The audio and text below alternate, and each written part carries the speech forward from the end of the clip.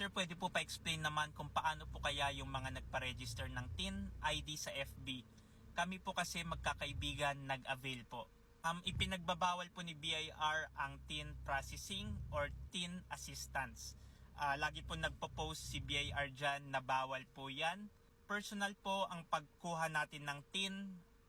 Meron pong online, BIR Orus, online registration and update system. Pag tayo naman ay empleyado, first time employee, yung company po natin ang magpa-process ng ating TIN.